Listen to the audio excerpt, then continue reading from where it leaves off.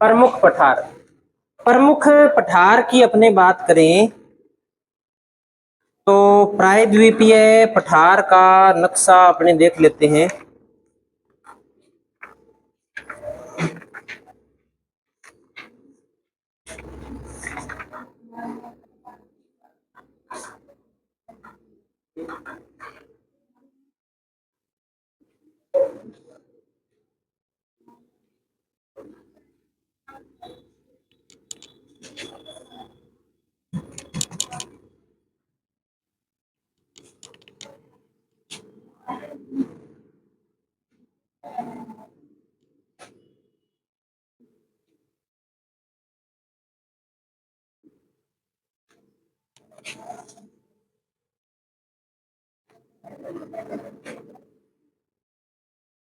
हम सबसे पहले जो पठार हम पढ़ने वाले हैं उन पठारों की बात कर लेते हैं। एक नंबर पे हम लिख लेते हैं मालवा का पठार।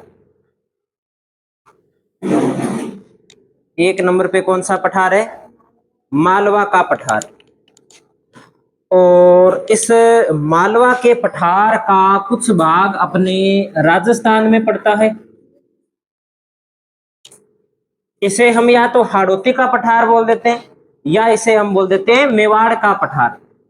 तो दूसरा हम लिख रहे हैं मेवाड़, या इसे हम एक नाम दे देते हैं हाड़ौती का पठार। तीसरे पठार की अपने बात करें तो तीसरा पठार हम लिखेंगे इसके अंदर बुंदेलखंड का पठार। बुंदेलखंड का पठार। अब बुंदेलखंड का पठार कहाँ है? एटलस में अपने साथ में देख लेते हैं अभी बुंदेलखंड का कहाँ है पठार। तो ये देखो, जो ये मालवा का पठार है, इस मालवा के पठार के ऊपर क्या लिखा हुआ है? बुंदेलखंड का पठार। ये बुंदेलखंड है, यानी कि बुंदेलखंड का पठार है यहाँ। और यहाँ पर इस भाग के अंदर एक पठार है जिसका नाम है बघेलखंड का पठार। तो हम सारे लिखते हैं, पहले 3 नंबर पे लिखते हैं हम बुंदेलखंड का पठार। चौथा कौन सा लिखा है हमने?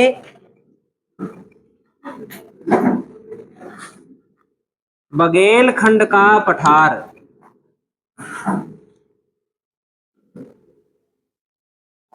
बघेलखंड का पठार। फिर हम इसमें बात करते हैं, देखो झारखंड है, झारखंड के पास में अपने को एक पठार मिलेगा छोटा नागपुर का पठार। छोटा नागपुर का पठार, ये रहा छोटा नागपुर का पठार, लगभग यहां पर। इसे हम नंबर देते हैं 5। इस पठार का नाम है छोटा नागपुर का पठार। और जो छोटा नागपुर का पठार है, इस छोटा नागपुर पठार के उत्तर में लिखा है हजारीबाग का पठार, दक्षिण में लिखा है रांची का पठार। हजारीबाग का पठार और रांची का जो पठार है वो छोटा नागपुर पठार का भाग है। जब हम छोटा नागपुर पठार पढ़ेंगे तब इसका वर्गीकरण कर लेंगे, लिखेंगे कौन सी नदी बहती है और कितने भागों में बांटती है, वो बात हम उस समय पढ़ लेंगे। 6 नंबर पे लिखिए इसके बाद आप, एटलस है ना सभी के पास? एटलस के अंदर एक एक जो पठार अपने देख रहे हैं, एटलस के अंदर देखना है हमें प्रत्यक्ष रूप से, और ये भी देखना है कि कौन सा पठार कौन से राज्य के अंदर पड़ रहा है। सारी बातें हमें नोट करनी है। इसके बाद में आप देखिए मेघालय का पठार। मेघालय राज्य कहाँ है? तो पूर्वोत्तर राज्यों के अंदर है, ये मेघालय है, और ये जो पठार है ये मेघालय का पठार है। तो हम मेघालय का पठार बना लेते हैं यहां पर, 6 नंबर पे लिख देते हैं मेघालय का पठार। मेघालय का पठार। अगला पठार देखते हैं इसके बाद,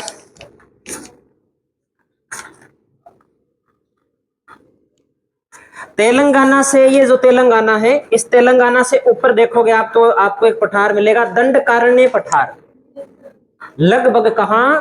तो लगभग ये देखो यहां पर आ गया तमिलनाडु, तमिलनाडु के ऊपर आंध्र प्रदेश, और यहाँ पर लगभग ये वाला जो भाग है यहाँ पर हम 7 नंबर के रूप में लिख देते हैं दंड कारण्य पठार। इस दंडकारण्य पठार के भी 2 भाग है, जब इसे डिटेल से देखेंगे तब इसके बारे में हम देख लेंगे। अब इसके बाद में हम एक पठार और देखते हैं।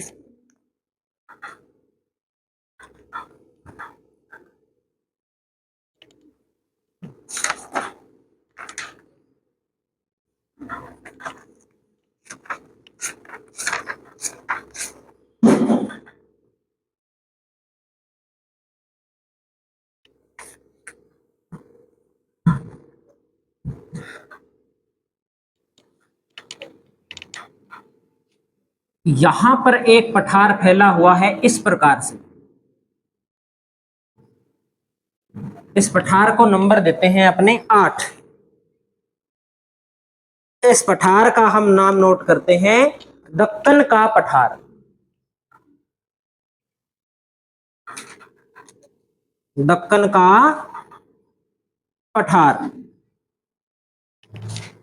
अब ये कहां फैला है, तो एक तो ये प्रमुख रूप से महाराष्ट्र में फैला है, थोड़ा सा भाग इसका कर्नाटक की तरफ आ जाता है, कुछ तेलंगाना की ओर आ जाता है, और इसके आसपास में जो भी राज्य आते हैं उन राज्यों के अंदर इसका विस्तार आ जाता है। जब इसे डिटेल से देखेंगे तब इसके बारे में हम नोट कर लेंगे। इसके बाद में हम देखते हैं कर्नाटक। तो कर्नाटक के अंदर भी पठार है, और कर्नाटक के अंदर जो पठार है वो पठार कहलाता है कर्नाटक का पठार।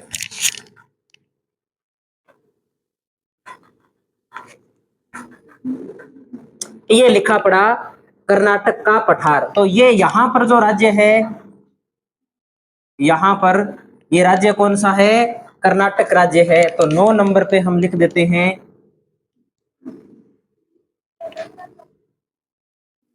दक्कन का पठार। ये जो भाग है ना जो महाराष्ट्र के अंदर आपको दिखाई दे रहा है, ये सारा का सारा इसे महाराष्ट्र का पठार बोल देते हैं या दक्कन का पठार बोल देते हैं। ये सारा भाग, ये सारा भाग है, ये पठारी क्षेत्र है, ये दक्कन का पठार है।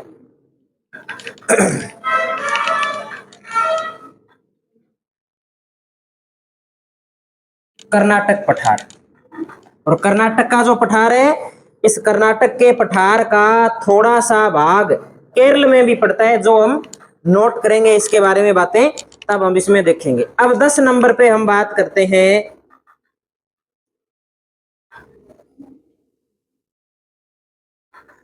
तेलंगाना का पठार। तेलंगाना का पठार। अब देखो तेलंगाना का पठार कहां पर है, तो ये यहां पर इस प्रकार से लिखा हुआ है तेलंगाना का पठार, यहां पर फैला हुआ है।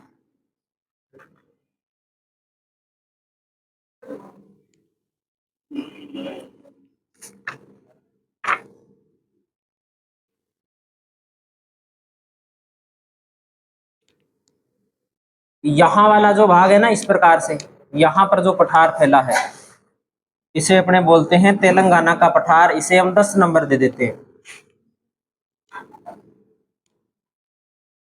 तेलंगाना का पठार। मिल गया सभी को।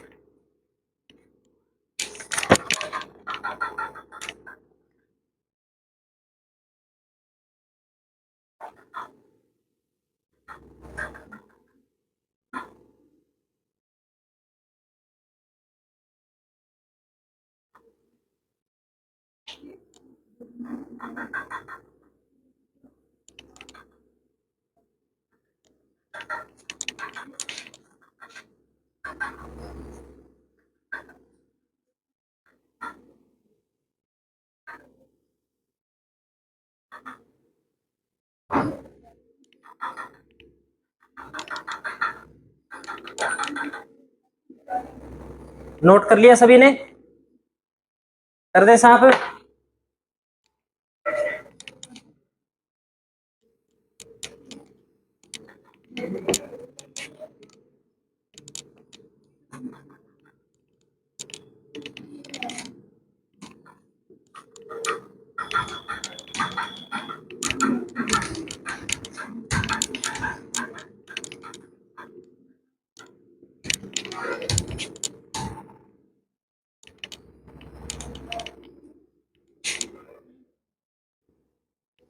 चलो अब अपने शुरू कर लेते हैं।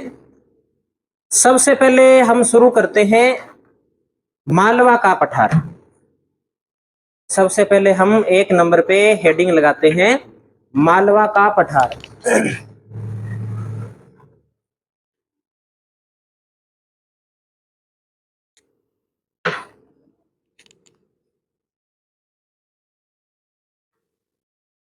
मालवा का पठार। तो मालवा का पठार कहाँ है भाई? मध्य प्रदेश वाला प्राकृतिक मैप निकालो।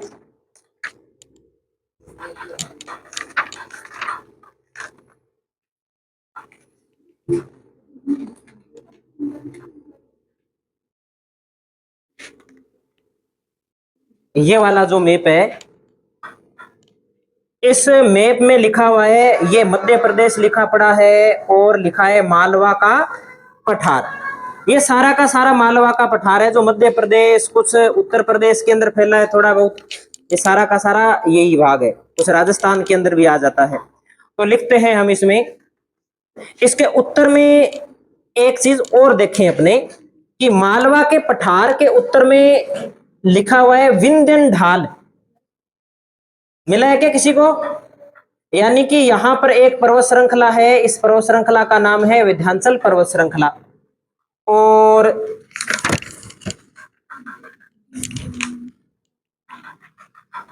इसमें देखें तो ये मालवा का पठार है, यहां से इस प्रकार से विंध्याचल पर्वत श्रृंखला शुरू हो जाती है। और ये है पर्वत श्रृंखला अरावली, और अरावली के पूर्व के अंदर एक पठार का नाम दे रखा है। कौन सा पठार है? क्या नाम है? देखो एटलस में, मेवाड़ का पठार, हाड़ौती का पठार या मेवाड़ का पठार। तो ये किस प्रकार से है अपने देख लेते हैं।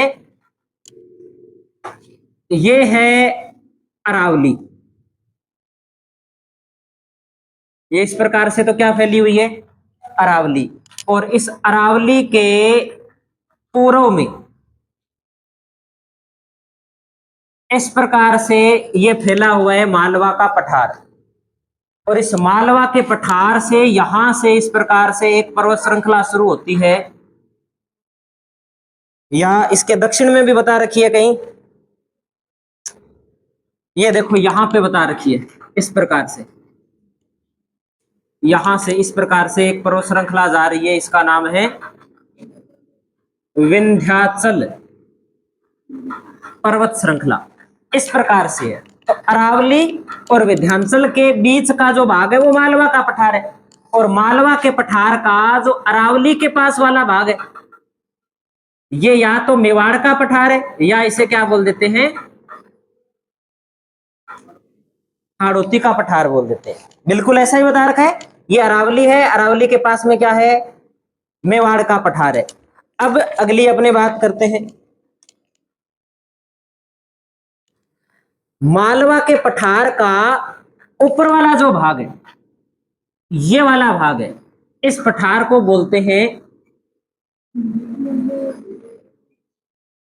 बुंदेलखंड का पठार। मालवा के पठार का ही भाग है।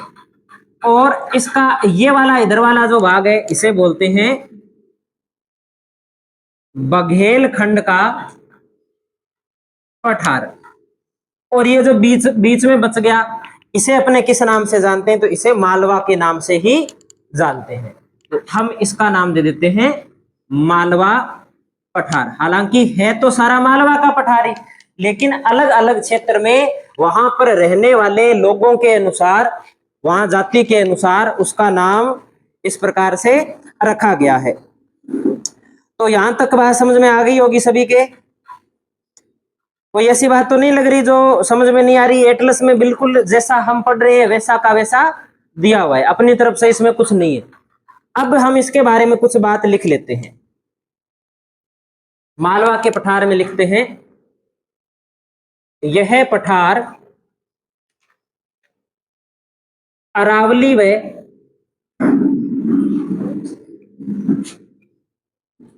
और विंध्याचल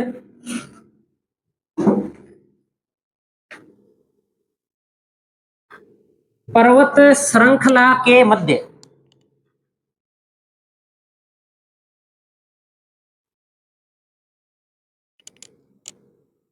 बेसाल्ट चट्टान से बेसाल्ट चट्टान से निर्मित है। कौन सी चट्टान से निर्मित है भाई? बेसाल्ट चट्टान से निर्मित है। बेसाल्ट चट्टान कौन सी होती है? किन किन बच्चों को पता है बेसाल्ट चट्टान का? बाकियों को नहीं पता? कल परसों ही तो बताया था कि बेसाल्ट चट्टान कौन सी होती है ना? वापिस बता रहा हूं, फिर नहीं बताऊंगा, लिख लेना भले कॉपी के अंदर। सबसे पहले जो चट्टान बनी उस चट्टान का नाम था आग्नेय चट्टान। आग्नेय चट्टान का निर्माण ज्वालामुखी से होता है। प्रमुख रूप से किससे होता है? ज्वालामुखी से। यहाँ कोई दो प्लेट टकराती है तो एक प्लेट जो भारी होती है वो अंदर चली जाती है, हल्की होती है ऊपर रह जाती है। जैसे मान लो कि ये प्लेट है, एक ये प्लेट है, एक ये प्लेट है। अगर ये प्लेट भारी है तो ये नीचे जाएगी, नीचे जाएगी तो पृथ्वी का जो तापमान है वो ज्यादा होगा। तापमान ज्यादा होगा तो क्या हो जाएगा? वो पिघल जाएगी, और पिघलने के बाद में वो लावा है वो बाहर की ओर आएगा। लावा किधर आएगा? बाहर की ओर आएगा, और बाहर की ओर आएगा तो बाहर आकर के इस दरार से बाहर आएगा। इसलिए लावा पतला होने के कारण इस प्रकार चद्दर के रूप में फैल जाएगा। जैसे जैसे बाहर निकलता जाएगा वैसे वैसे फैलता जाएगा। जैसे जैसे फैलेगा उसे हवा लगेगी, ऊपर तापमान कम होगा तो वो ठंडा होगा जल्दी से, और ठंडा होकर के जम जाएगा। तो इतना ज्यादा मजबूत नहीं होगा। आग्नेय चट्टान है, ये बाहर आकर के जमा होती है, इसलिए इसे बाह्य आग्नेय चट्टान बोलते हैं। बाह्य आग्नेय चट्टान। और इस बाह्य आग्नेय चट्टान को क्या बोल देते हैं? बेसाल्ट बोल देते हैं। ये इतनी ज्यादा मजबूत नहीं होती क्योंकि जल्दी जल्दी ठंडी हो जाती है ना? जैसे थाली के अंदर चाय ठंडी होती है। दूसरी कंडीशन में क्या होता है कि जो लावा है वो ज्वालामुखी के केंद्रीय उद्गार से निकलता है, यानी कि उसमें कोई दरार नहीं पड़ती, एक छिद्र के माध्यम से लावा निकलता है। तो कुछ लावा बाहर निकल जाता है, इस प्रकार से जमता जाता है। तो ये इतना ज्यादा एक तो संपर्क में नहीं आता, पहली बात। तो दूसरी बात, जो ये लावा है इसका अधिकांश भाग है वो इस ज्वालामुखी के नली के अंदर, धरातल के अंदर ही रहता है। अंदर तापमान ज्यादा होता है, अंदर तापमान ज्यादा होता है, वो इतनी जल्दी ठंडा नहीं होता, धीरे धीरे ठंडा होता है। तो ये होता है आंतरिक आग्नेय चट्टान। ये कौन सी चट्टान होती है? आंतरिक आग्नेय चट्टान। बाद में क्या, इस भाग का अपर्दन हो जाता है, यहां से मिट्टी हट जाती है तो ये जो चट्टान है ये बाहर दिखाई देने लग जाती है। आंतरिक आग्नेय चट्टान क्या कहलाती है? ग्रेनाइट कहलाती है। तो इस पठार में कौन से पठार में हमेशा लगभग ज्यादातर कौन सी चट्टान पाई जाती है? बेसाल्ट चट्टान पाई जाती है। ठीक है, तो बेसाल्ट किस प्रकार की चट्टान है? आग्नेय चट्टान है। आग्नेय चट्टान दो प्रकार की होती है। बाहरी आग्नेय चट्टान को बेसाल्ट बोलते हैं, आंतरिक आग्नेय चट्टान को ग्रेनाइट बोलते हैं। जैसे अरावली है ना, तो अरावली वाला जो भाग है उसमें ग्रेनाइट की प्रधानता है, और पठार वाले भाग में बेसाल्ट की प्रधानता है। चले आगे।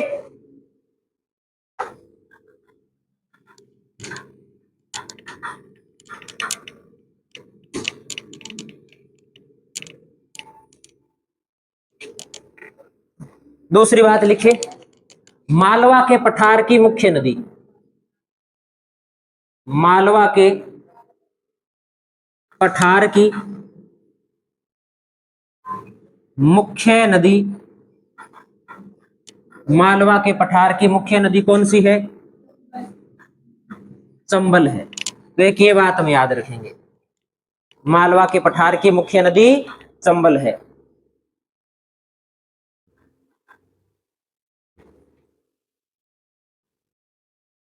और एक बात इसमें और लिखेंगे कि ये जो मालवा वाला पठार है इसमें काली मिट्टी पाई जाती है, क्योंकि ज्वालामुखी के दरारी उद्गार से जो लावा निकलता है ना, मैग्मा निकलता है जो बाहर आकर के ठंडा हो जाता है, उसमें अपने एक तो कह सकते हैं कि उसमें एल्यूमिनियम पाया जाता है।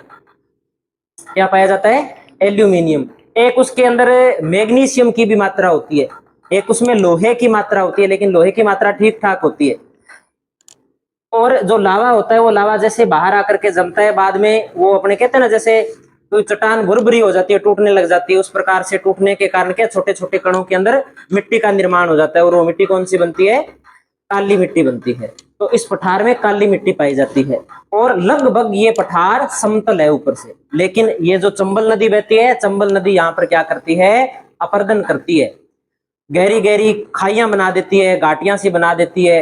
जैसे अपने गली होती है, गली जितनी जितनी चौड़ी गहरी ऐसे बहती है, तो अवनलिका अपर्दन करती है। और जब अवनलिका अपर्दन गहरा हो जाता है ना, ज्यादा गहरा हो जाता, ज्यादा गहरे खड्डे बन जाते हैं, तो उसे गली अपर्दन बोलते हैं।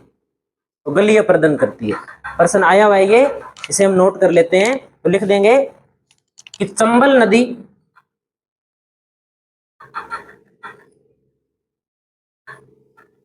इस प्रदेश में अवनलिका अपर्दन, या हम लिखेंगे गली अपर्दन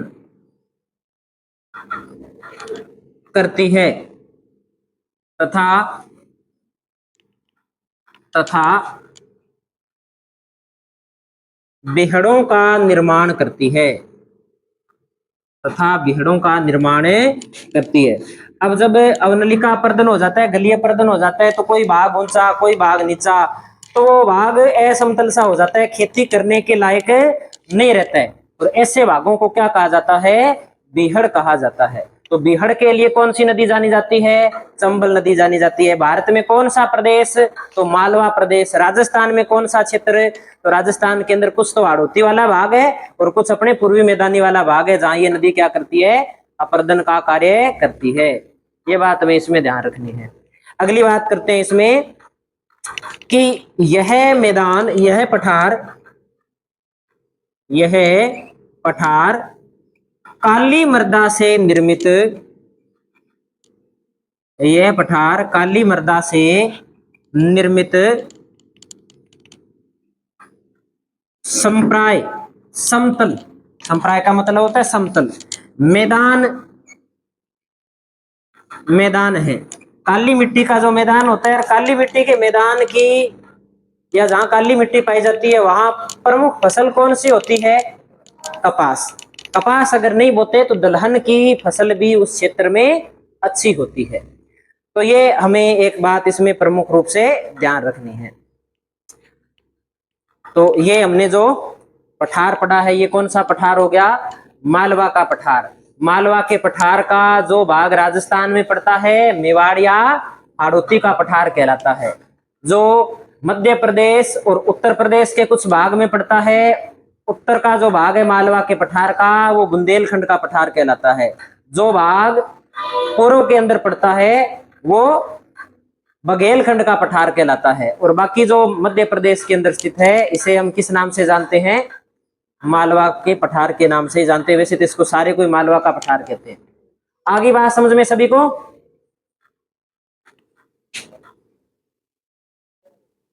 कर दें साहब इसको?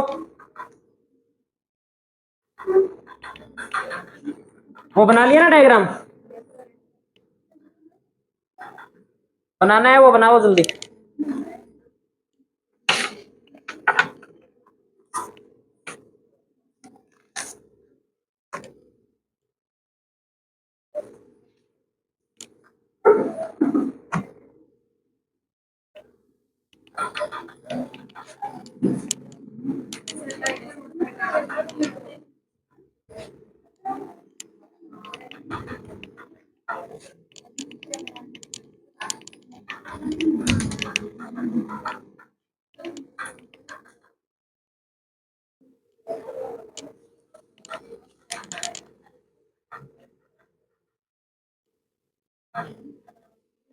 चलो लिख लेते हैं अपने मेवाड़ का पठार। एक बात लिख लेते हैं मेवाड़ के पठार में, मेवाड़ का पठार जिसे हाड़ौती का पठार भी बोलते हैं, विस्तार कहाँ है? तो राजस्थान में। और प्रमुख नदी, तो प्रमुख नदी मानी जाती है इसकी बनास। लेकिन जब हाड़ौती नाम आता है, तब इसकी नदी कौन सी हो जाती है? चंबल हो जाती है। तो चंबल भी लिख सकते हैं क्योंकि चंबल भी इसी से गुजरती है। तीसरा कौन सा पढ़ा था हमने? बुंदेलखंड का पठार पढ़ा था। बुंदेलखंड का पठार। मालवा के पठार का?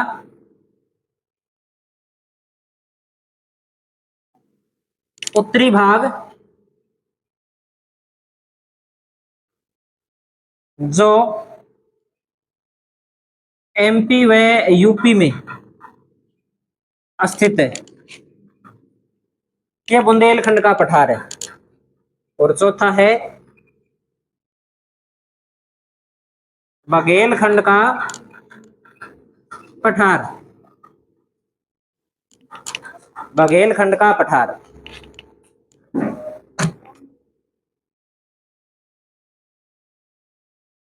तो बघेलखंड का जो पठार है वो आ गया दो राज्यों के अंदर, एक तो मध्य प्रदेश में और थोड़ा सा उसका भाग है वो आ गया छत्तीसगढ़ में।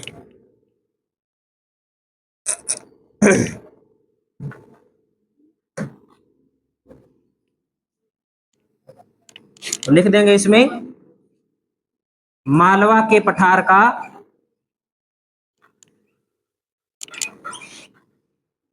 पूर्वी भाग जो मध्य प्रदेश व छत्तीसगढ़ में फैला है।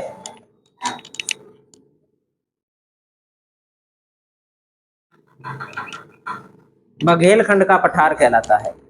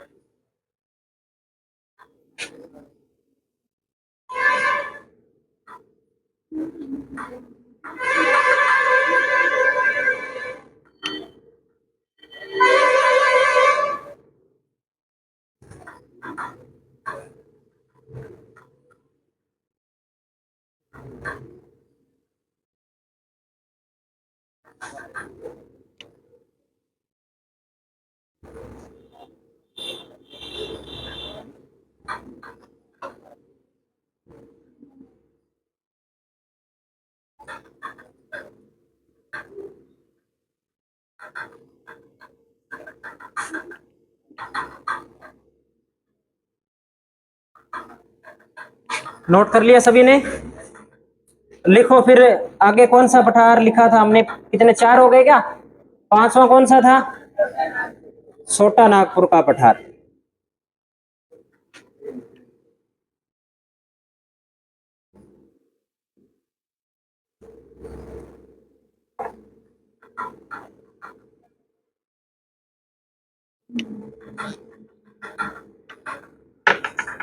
तो लिखो छोटा नागपुर का पठार।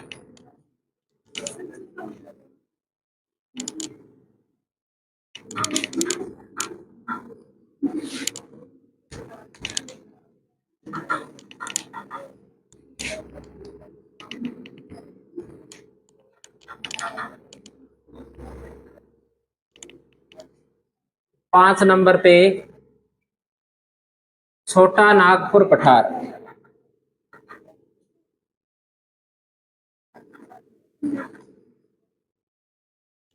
छोटा नागपुर पठार। तो छोटा नागपुर पठार अपने देखते हैं।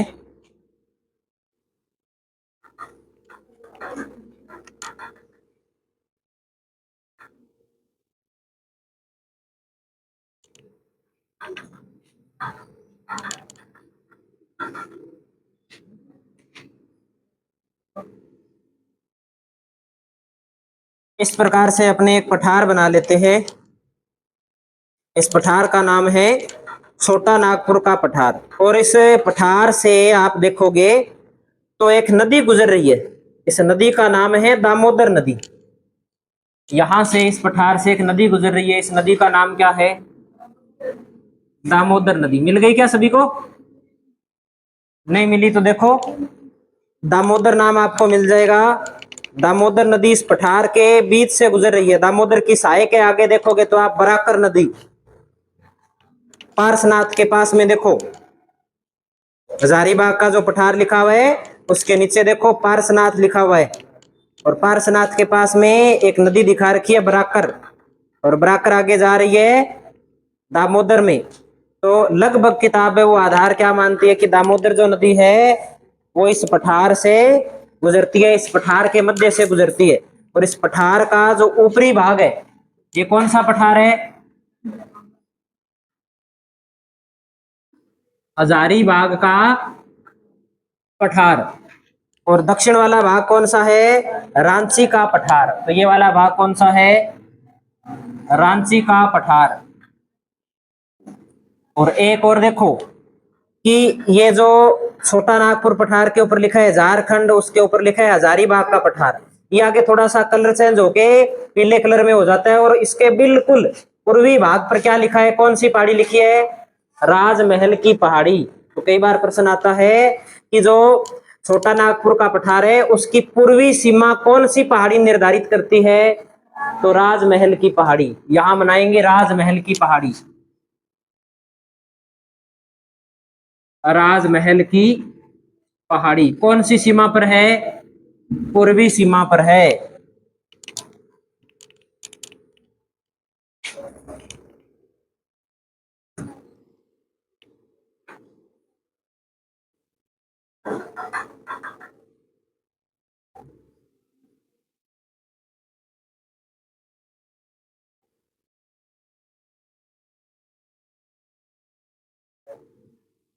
हजारीबाग का पठार है, छोटा नागपुर का पठार है, और रांची का जो पठार है, इस पठार के अंदर आपको सबसे ऊंची चोटी कौन सी नजर आ रही है? कौन सी चोटी है सबसे ऊंची? पार्शनाथ। कौन सी चोटी है? पार्शनाथ। अगर हमसे पूछ ले कि छोटा नागपुर पठार की सबसे ऊंची चोटी, तो पार्शनाथ अपनी एटलस में लिखी हुई है। हम बनाएंगे कि सर्वोच्च चोटी कौन सी है? पार्शनाथ।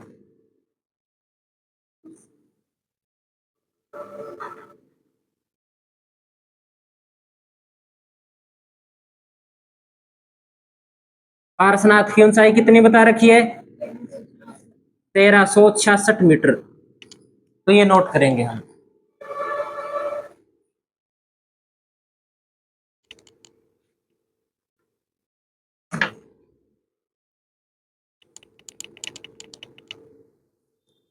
फिर अपने इस पठार को देखते हैं कि कौन कौन से राज्यों में फैला हुआ है।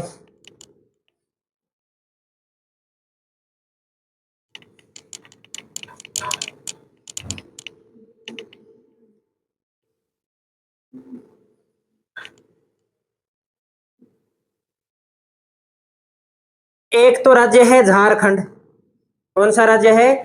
झारखंड। झारखंड से, ये झारखंड की ऊपर वाली सीमा देखते हैं तो थोड़ा बहुत भाग है वो बिहार में भी है ना। और इधर सीमा देखते हैं पश्चिम बंगाल के अंदर, तो कुछ पीले कलर का भाग है वो कहां पर है? पश्चिम बंगाल में भी है। और अपने इसमें देखें तो पश्चिम बंगाल के दक्षिण में आप देखो उड़ीसा है ना। ये उड़ीसा की सीमा है कुछ इस प्रकार से। तो कुछ इसका विस्तार कहां पर है? उड़ीसा में भी है, और कुछ इसका विस्तार है वो छत्तीसगढ़ में भी है ना। मिल गया सभी को?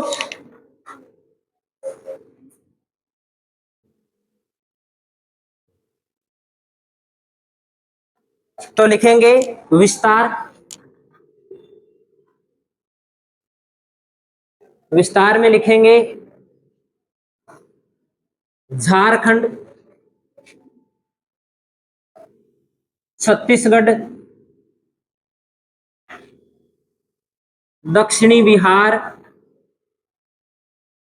पश्चिमी बंगाल का पश्चिमी भाग, और Orissa.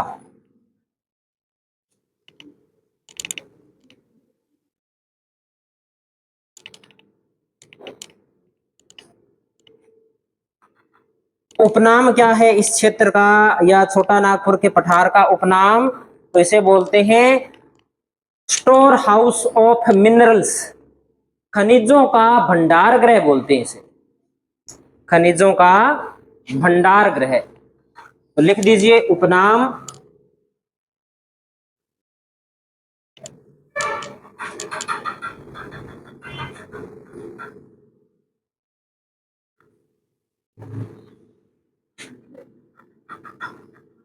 Store house of minerals, store house of minerals के नाम से इसे जाना जाता है। और नदी इस पठार से कौन सी बनाई है हमने? दामोदर। और जो दामोदर नदी है वो कोयले के भंडार के लिए, और कोयले के अंदर जो भारत में सबसे ज्यादा कोयला मिलता है वो कौन सा कोयला है? कौन सा कोयला? बिटुमिन्स कोयला। सबसे अच्छा कोयला कौन सा होता है? एंथ्रेसाइट कोयला। एंथ्रेसाइट कोयला कहाँ निकलता है? लद्दाख में। बिटुमिन्स कोयला लगभग संपूर्ण भारत के अंदर जो बिटुमिन्स कोयले के भंडार ही ज्यादा है, जिसमें छोटा नागपुर का पठार का दो दामोदर घाटी वाला क्षेत्र है वो प्रमुख है। और राजस्थान में कौन सा कोयला है? तो लिग्नाइट। और सबसे घटिया कोयला कौन सा होता है? पीट, है ना। तो हम लिखेंगे दामोदर नदी घाटी बेसिन में, यहां दामोदर नदी घाटी बेसिन में बिटुमिन्स कोयले के, बिटुमिन्स कोयले के भंडार पाए जाते हैं।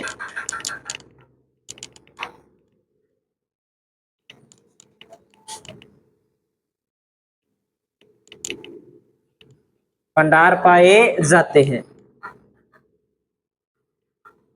ये लिख दीजिए भाई। अब देखो बिटुमिन्स कोयले के भंडार अपने एक विश्व के अंदर क्षेत्र देखते हैं, रूहर प्रदेश। रूहर क्षेत्र देखा है क्या? कहाँ है रूहर क्षेत्र? कहाँ है? जर्मनी में। जर्मनी कहाँ है? कई लोगों को जर्मनी का भी नहीं पता, उन्हें जर्मनी भी दिखानी होगी। यूरोप महाद्वीप के अंदर देखो, जर्मनी देख लो पहले तो, और देखो क्या वहां पर कोई रूहर नाम दे रखा है क्या?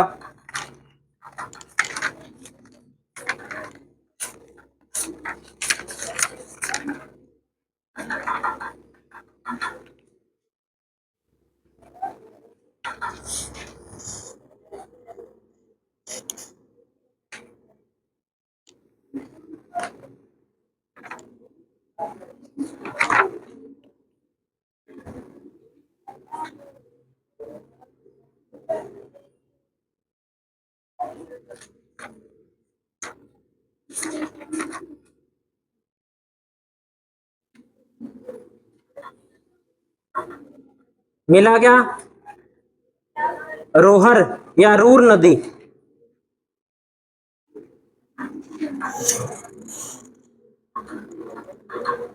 जर्मनी तो मिल गया।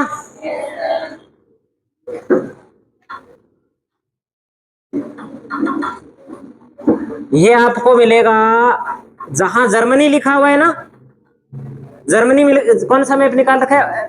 प्राकृतिक मैप के अंदर जहां जर्मनी लिखा हुआ है, ये देखो इसमें दिखाते हैं आपको। ये तो लिखा हुआ है जर्मनी, इस जर्मनी से पश्चिम में एक नाम लिखा है कासेल, और कासेल से थोड़ा सा पश्चिम में और चलोगे तो क्या नाम लिखा है? रूर। ये कौन सी नदी है? रूर नदी। रूर नदी की घाटी है यहाँ, और रूर नदी की घाटी के अंदर कौन सा कोयला पाया जाता है? बिटुमिन्स कोयले के भंडार पाए जाते हैं। वैसे ही बिटुमिन्स कोयले के भंडार कौन सी नदी घाटी में पाए जाते हैं? दामोदर घाटी में पाए जाते हैं। इसलिए दामोदर घाटी को भारत का रोहर प्रदेश कहते हैं। नहीं मिला? बताओ भाई, आपको नहीं मिला?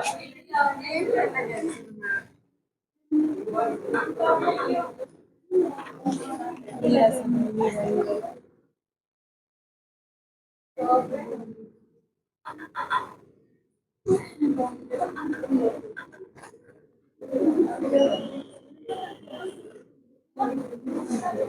वाले के अंदर मैप अलग है। ये कौन सी एटलस है?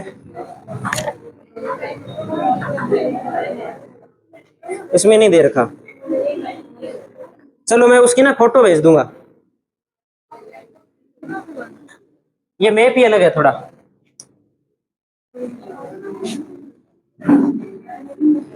इसे भारत का रूर प्रदेश या रूहर प्रदेश,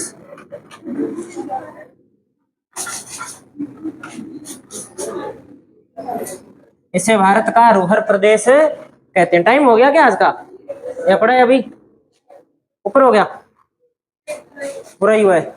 तो आज फिर इतना करते हैं अपने, बाकी की जो बात है वो फिर सोमवार को करेंगे। और याद क्या करना है, याद जितना करवा दिया उतना सारा करना है। एक दिन की छुट्टी है आपको, मैथ का टेस्ट है तो कोई बात नहीं, सारे दिन मैथ थोड़ी पढ़ोगे। अपने तो याद ही कर रखा है, 2 तो पेज याद करने हैं, बाकी वाली तो रीडिंग लगानी है, बाकी तो पढ़ना है सारा। टेस्ट लेंगे अपनी अगली क्लास में।